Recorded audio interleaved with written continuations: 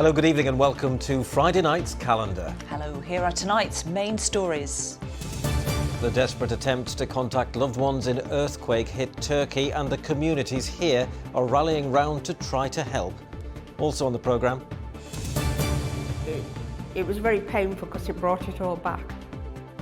Missing Claudia Lawrence's mother Joan on her fresh heartache almost 14 years since her daughter's disappearance. We've the latest on whether Leeds or Huddersfield are creeping closer to naming new managers. Plus the Blades' prospective buyer speaks publicly. And here are some of your photos of Yorkshire Sculpture Park over the seasons. But how is the visitor attraction navigating our changing climate? I find out a little later on in the programme, as well, of course, as your full forecast for the weekend.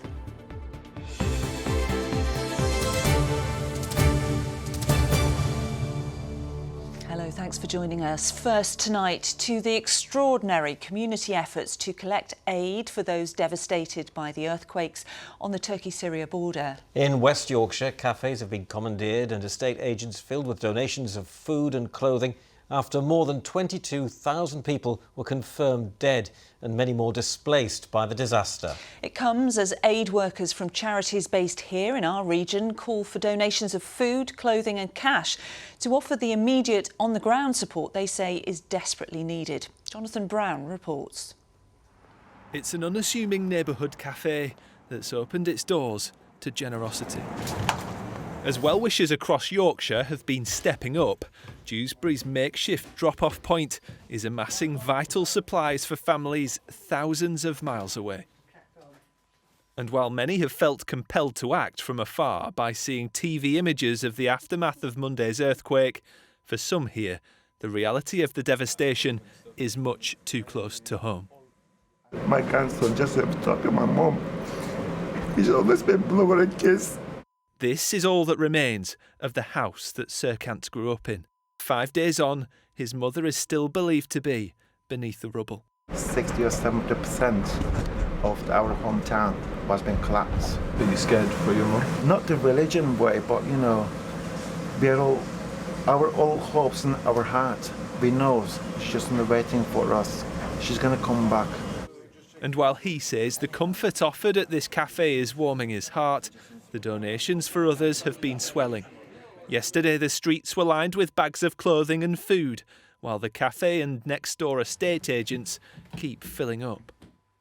I am shocked. I'm shocked. Very quick, like small mountain. Small mountain. Today, this morning, I am open at 9 o'clock this shop. Look. More than 22,000 people have so far been confirmed dead after the disaster brought down buildings and infrastructure near the border of Turkey and Syria. The situation is horrendous. That prompted aid workers from all over the world to descend on areas where it's hoped survivors still might be found. When we moved the items, we saw a child's hand with a father. You know, that image, I don't think I will ever forget that. Akil and Shahid are among those volunteering in Antakya in southern Turkey. They're from the World Care Foundation charity, which has a base in Dewsbury. It's going to take an absolute mammoth, colossal effort to even, make a difference. And the thing is, people need help right now. All the while, the lines here are busy and the donations keep coming as office staff try to direct supplies to those who need it the most. I've never seen it ring that much before. But the community, they've all just come together. It's unbelievable. That give you that motivation to get up the next day and help even more, and it pushes you to take that time out. So while this West Yorkshire community works to bring hope to those at home and abroad, people here say by coming together, they can offer comfort in the most traumatic of times. Jonathan Brown, ITV News, Dewsbury. Well, it's an absolute tragedy, isn't it? And there have been scenes of solidarity not just in Dewsbury, but right around our region today. Aside from the aid which is being collected and sent out to help those in need, many people have been saying prayers for those affected. A community of Turkish and Syrian worshippers regularly use the Scunthorpe Islamic Centre, but today those caught up in the disaster were at the heart of Friday prayers, some in the congregation sharing prayers for lost loved ones. Meanwhile, this was the scene in Bradford. A small crowd gathered for a service and moment of silence in Centenary Square this morning. Hassan Al-Kassoum is a Syrian refugee who's been living in Bradford for a year. He spoke about the family he's lost back home. My cousin lose 2 sons, and his wife and daughter in hospital. I am very, very sad because I think about 15,000 people die more than. I'm very sad and I can't do anything. So a tragedy thousands and thousands of miles away, but very much being felt here in Yorkshire, isn't it? Certainly is, yes. Yeah. On to more of the day's news now. Yes, well, there's been major disruption on the roads in North Yorkshire today after a crash on the A1M. It remains closed in both directions this evening between junction 52 and 51. A lorry crossed the central reservation and overturned near Catterick at around 7 this morning. It covered both carriageways in debris, as you can see. National Highways says it won't reopen until tomorrow now at the very earliest. And you can keep up with the updates on this on the calendar website and, of course, on our social channels too. Today marks another day of strikes for Yorkshire ambulance workers as their dispute over pay, working conditions and claims over patient safety continues. Unison members took to picket lines, including in Leeds, for a 4th day of industrial action. The Health Secretary has urged the union to call off the strikes, but workers say they won't stop until the government listens to their concerns. What we're saying to the Prime Minister today is that you need to put your money where your mouth is. You're talking about an open door. Let's get round the table. Let's put some more money on the table to boost the really poor pay award that staff have had. The mother of Claudia Lawrence says the disappearance of Nicola Bully in Lancashire has brought the memories of her missing daughter flooding back. On Mother's Day next month, it will be 14 years since the University of York chef went missing. Joan Lawrence wants to get in touch with Nicola's family to offer her support and to tell them never to give up hope. She still lights a candle for her daughter every day and says a prayer, but says it's hope that's helped her survive 14 heartbreaking years. Adam Fowler has been speaking to her. A fortnight on and still no sign of Nicola Bully, the 45-year-old mother of 2 whose disappearance has baffled the police and public alike. And watching it all unfold in Malton in North Yorkshire is Joan Lawrence, who knows all too well what it's like when a loved one seemingly disappears. It was March 2009 when her daughter, Claudia, was last seen. When it first came on the news, I was very, very upset. I cried my eyes out because I cried for the family, I cried for me, for Claudia, the similarities. It was very painful because it brought it all back. And I've tried to get messages to the family to say, if they want to contact me, to talk to me, especially her mum, that I understand exactly what they're going through. You've said that you would like to get in touch with Nicola's family, particularly her parents. What would you say to her parents if you could? I don't know what I'd say to them until I got there, depended where it was. But I think there would be a big hug, lots of tears, and listening. And she might want to know, how did I cope? And how am I coping every day now? Because I don't cope some days at all. But it's very, very early. They'll be in total shock at the moment. They won't believe it's happening. They think one day she'll just walk through the door. We used to think that. But then she didn't, and she didn't, and she didn't, and it went on, and it's still going on. On Mother's Day next month, it will be 14 years since the University of York chef failed to turn up to work after speaking to Joan for the last time the night before. There have been arrests since then and new locations to search, but never any answers and never any justice. You talk about Mothering Sunday, and Claudia's birthday in a couple of weeks, and we've no grave. We can't take flowers, we can't send a card, we can't do presents. And I still have her birthday present I bought her before she disappeared. It's hanging in my wardrobe. And you can't do any of that. So you can't really grieve because you don't know. You haven't given up hope, have you, John? No, I can't give up. I can remember John saying, if you give up hope, you might as well give up altogether. John Sentiment? Yeah, and the first time I met him, he instilled hope into me. Or one day there might be some news, or one day I'd like a light at the end of the tunnel. And there's no light at the end of the tunnel, so I've got to have hope to get me through. But we'll never give up. I'll never give up. I can't give up.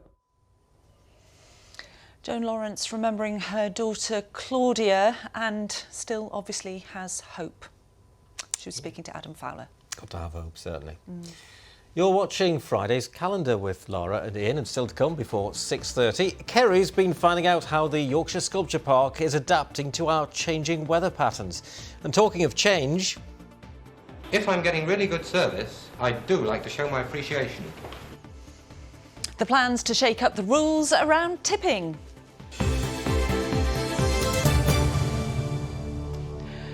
Rocketing rents in our region have reached the highest rate for decades as landlords face increasing mortgage costs and then pass them on to tenants. But many renters can't afford the increase and could become homeless if their landlord evicts them.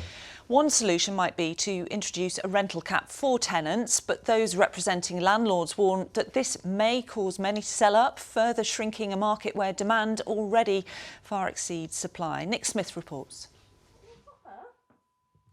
Laura and her young son Ren face becoming effectively homeless.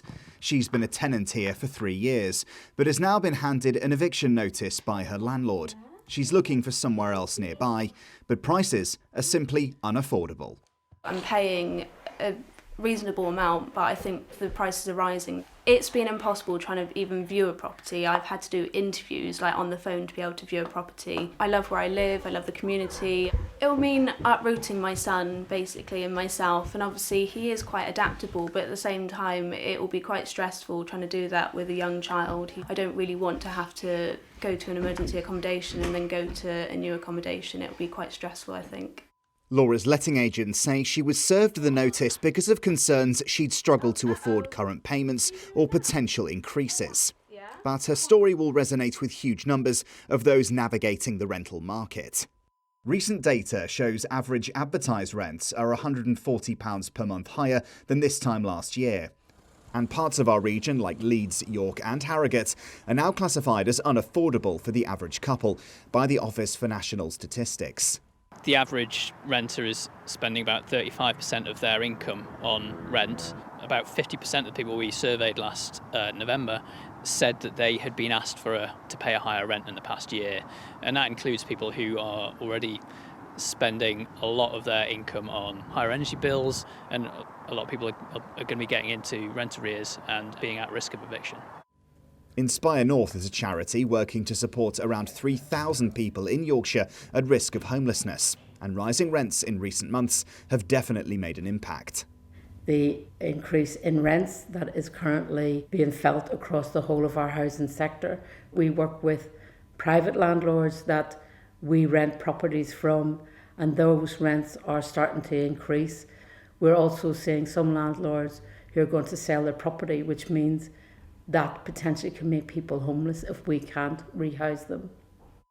A rent freeze is currently in operation in Scotland, but despite some English councils showing an interest in a similar cap here, the government has ruled it out for the time being, and those representing landlords say such a plan would convince more of them to sell up. Any implementation of rent control would only serve to stifle the market. We already have a supply and demand imbalance where demand for rental property is off the scale. The market is not a sexy place for landlords to invest, and the only people that are feeling the pain as a result of that are tenants, because there simply aren't enough homes to go around. The government says they're giving councils more than £300 million this year for emergency housing and to assist those struggling to pay rent. And they plan on introducing the Renters Reform Bill, banning no-fault evictions during this Parliament, the type of eviction that's been handed to Laura. But that leaves at least potentially another 18 months for this to be approved, and for some tenants, it may come too late. Nick Smith, ITV News. Well, it's time for some sport now, and it's the War of the Roses sequel at Elland Road this weekend.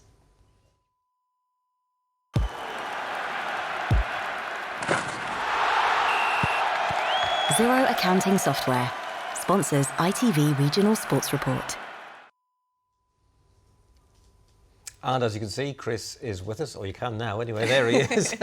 Chris, Leeds, Manchester United this Sunday, but the big question is, will Leeds have a manager by then? Yeah, good evening, guys. Well, there's no sign of that white smoke promised by Leeds owner Andrea Radrizzani earlier in the week yet. In the meantime, this man coming up, Michael Skubala, will remain in temporary charge as he was for Wednesday night's 2-2 draw at Old Trafford. Now, he's an interesting character. 10 years ago, Skubala was a PE teacher. He's also worked for UEFA and was head coach of the England futsal team. Now, he's hoping to mastermind a first victory for Leeds over Man United in 13 years. The players are amazing. They're a good group of players to work with. You know, they're hard working, they're honest, and they responded really, really well. And all the staff, even the medical staff, Rob Price's staff, the coaching staff, they've all been brilliant. Elland Road is a special place, I know that, and the fans, we're going to need the fans behind us. It's going to be a tough game, but it'll be a pleasure and honour to take the team at Elland Road for sure. Oh, we'll have to wait and see, won't we? Well, Leeds aren't the only team in our region looking for a new manager, are they? Yeah, the job centres in West Yorkshire have been busy this week, haven't they? Huddersfield Town sacked Mark Fotheringham on Wednesday, and taking charge of the Terriers for their relegation 6-pointer at Wigan tomorrow is Spaniard Narcis Pelak. Now, he was brought into the club by former head coach Carlos Corberán and admitted he could have left when Corberán did last summer, but decided to stay after forming a strong attachment to the club. I'm happy to be here, and then for me it's a challenge to try to stay up with Huddersfield, and for me it's going to be a big achievement, a big achievement if we stay up this season, and I don't want to go out and leave the club in that moment after such a big thing that happened. You know, I didn't want to do that. Sounds like the head coach's job would be perfect for you. I know. Just 1 week now, Wigan. This is all it matters to me, and this is what I'm going to try to do. And if next week I come back to my role, I'm going to be very happy to be there to help the team, to help the new manager, to help everyone to stay up again. So it's all change at the moment, no doubt about it, and more potential upheaval at Sheffield United. Yeah, this has been rumbling on behind the scenes for some time as well, but finally we've heard from the man behind the potential takeover of the Blades. That's Nigerian businessman Dozie Mbosi. Now, he's been speaking to Rio Ferdinand on the former Leeds and England defender's YouTube channel. Mbosi says the takeover is currently in the hands of the Football League, but he certainly appears confident it'll get the green light soon. Fingers crossed. I believe we're just there waiting for whenever they're ready for us. My family and I are going to be very committed to this club and to the city of Sheffield when this is done. I'm not going to say if, because I'm very certain, it's going to be done. It's just the right thing to do. Yeah, interesting times ahead. Let's move on from football now, and the new Netball Super League season gets underway this weekend with our region's sole representatives, the Leeds Rhinos, taking on London Pulse in Nottingham. Now, Captain Nia Jones is a new signing this season. She was a professional footballer with Reading before suffering an injury which saw her move into netball. She's since represented Wales at the Commonwealth Games and is now hoping to lead the Rhinos to success in the club's third Super League campaign. Leeds Rhinos as an actual club isn't very old, and this group is really, really new. So we've set our sights on challenging for finals for sure, but we're okay if it doesn't happen this year. We're just focused on actually gelling together as a group, establishing a really strong culture that can last not just this season, but actually seasons to come. Good luck to them. That's your lot from me this evening. Thank you very much, Chris. You did a great job there, didn't you? I know. He deserves a tip. He doesn't often give you praise. He does. Do you give tips? If someone does a good job, then yes, I would give a tip. Yes. Well, that's very good to hear, because... You want a tip, don't you? I'll take All right. Thanks, Chris. We'll pay you later. That's good. So restaurant workers will soon get to keep all their tips and service charges in full. It's all because the government is in the process of making it unlawful for employers to withhold tips from staff. Well, workers at a pub near Halifax say it couldn't come at a better time, as Chloe Oliver's been finding out. I agree with tipping.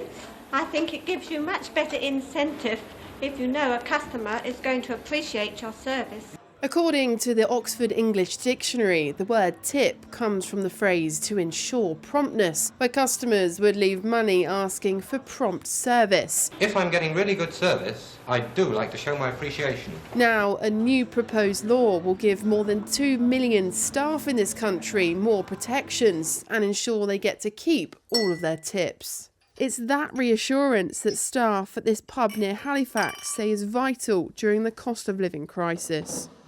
I think generally tips are really important, especially in the climate that we're in now.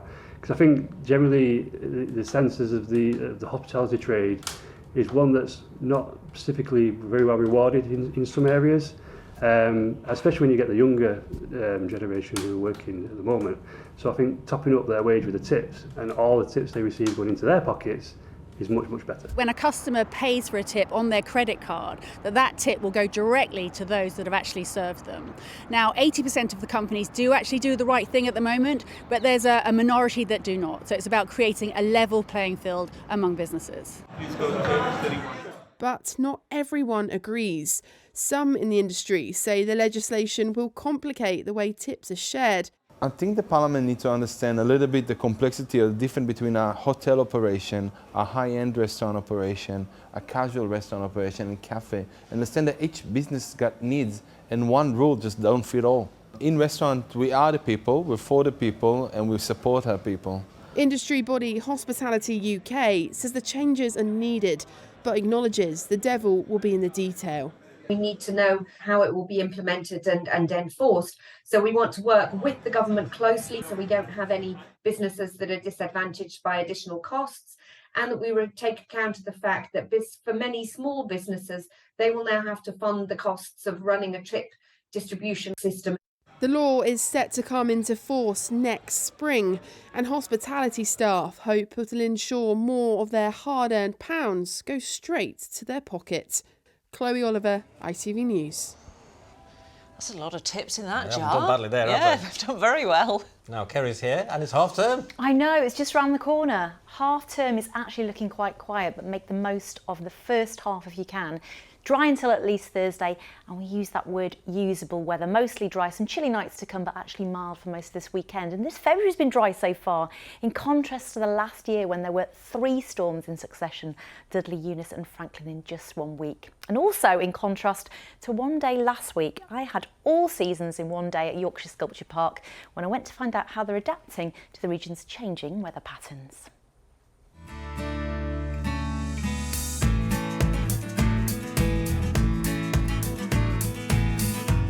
Spanning the border of West and South Yorkshire, the Yorkshire Sculpture Park is a haven for art and nature alike. The 500-acre open art gallery is the largest of its kind in Europe, with around 100 works on display. The landscape itself as much a feature as the artwork within it. We work in such a way that the art highlights the nature. So Henry Moore, whose work you can see behind here, he said that it was the job of the artist to make people see nature, and that's very much our driving principle, really. But with the changing weather patterns, the environment of this unique green space is changing too. Helen, what kind of impact has climate change had on the landscape here at Yorkshire Sculpture Park? It's already having an effect. The rainfall on this site has increased 4 times over the last 10 years, so we get the same numbers of days of rain, but the rainfall is that heavier, and that affects the ground conditions. It also affects how we install sculptures. There's a huge amount of work behind the scenes, and cranes and technicians. We have to really think about how the sculptures are going to withstand extreme weather conditions, and so the structural engineering that we have to do has got to factor in, you know, something that might have been a once in 100-year weather event now might be 1 in 10. For the team that look after the park, the changing weather patterns mean adapting the way they maintain the grounds. So this is an area that we've recently cleared of bramble and scrub, and what this allows it to do is allows the bulbs to regenerate and the snowdrops to establish.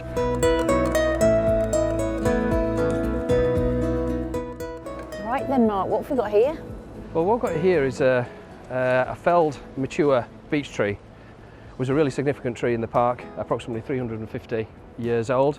So this had reached the end of its life cycle naturally. But it's indicative of the sizes of the tree that we're dealing with throughout the estate. So Mark, this just looks like a big circle of soil around a tree, but it's for a very important reason, isn't it? That's right. So what the team have been working on here is trying to improve the overall tree health of this particular species. So we've decompacted the tree root zone, we've added a heavy mulch, and that's all leading to a free exchange of air, water and nutrients, to get more robust against the impacts of climate change. They're also thinking long-term about protecting the wildlife that calls the Yorkshire Sculpture Park home. Our objective at the moment is enhancing the variety of habitats that we've got across the estate, but also making sure that the quality of those habitats are as high as they can possibly be, so that we can maximise any ecological benefits that they provide. I've spotted a few herons. That's right. We're just coming towards nesting season now. It's one of the largest heronries in the region. We'll be expecting about 40 nesting pairs of herons quite shortly. And as the park continues to thrive, staff hope their adjustments to the changing climate will mean it will remain an oasis of art and serenity for future generations. My first visit as a 7-year-old on a school visit obviously planted a seed, but there's so much scope for us to work at every level, from the highest level of researchers in universities through to a 4-year-old visiting for the first time, to really engage people in what matters. Oh, so well, now we really do know you are our girl for all seasons, aren't you? Oh, it was such a nice day, such a privilege to be there, and the staff were so passionate about making those changes, so us, the visitor, don't really notice at all. So whatever you're up to this weekend, what is that forecast? Here we go. Good visibility on the horizon. TUI sponsors ITV Yorkshire Weather. So the weekend is almost upon us and the weather isn't spoiling things too much over the next few days. Over the last few days, your signs of spring have been looking really nice in the sunshine earlier this week. And even though we get those cloudier skies over the next few days, still looking pretty in our woodlands and our gardens. As we head through then into the latter part of today, pretty much the same story as today. Quite a lot of cloud around, pushing its way in from the north and west, and quite gusty conditions, particularly over the Pennine Spine. Down into parts of the Peak District overnight tonight could get gusts for a brief time, 40 to 45 miles an hour. But essentially it's cloudy, it's a little bit breezy, and that keeps the temperatures up. So we're frost free tonight, lows of around 5 or 6 Celsius. So as we head into tomorrow, a big thank you to John Victor for this shot. 7:35 and 5:07 are your Saturday sun times. Disappointing at times perhaps in terms of cloud amounts tomorrow. A little bit misty and murky right over the tops, but there will be some thinning of the cloud and breaking at times, and eastern parts getting the best of the brighter spells in the morning, perhaps western parts later on in the afternoon. Temperatures though above the average for the time of year and into double figures, so 12 Celsius, and yes, quite breezy, but the winds will tend to ease a little bit into the second half of the day. Into the second half of the weekend, on Sunday, again quite a lot of cloud around, but we're expecting drier and clearer conditions to develop to northern and western parts of Yorkshire, especially as we head into the afternoon. The winds will be lighter and the temperatures still mild, 11, possibly 12 Celsius, and then a mostly dry outlook all the way through until at least Thursday, but chilly under those clearer skies by night with some frost and fog. TUI sponsors ITV Yorkshire Weather. There you go, not too bad for a school holiday, eh? No, I think it's pretty good actually for half term. It's great, isn't it? And you're going to be away next week as well, aren't you? I am. I'm out with the fam. Great. Good. Have a good time. Yeah, don't miss me too much. Thanks for watching. Have a fantastic weekend. We'll see you next week. Bye-bye. Bye-bye. Bye.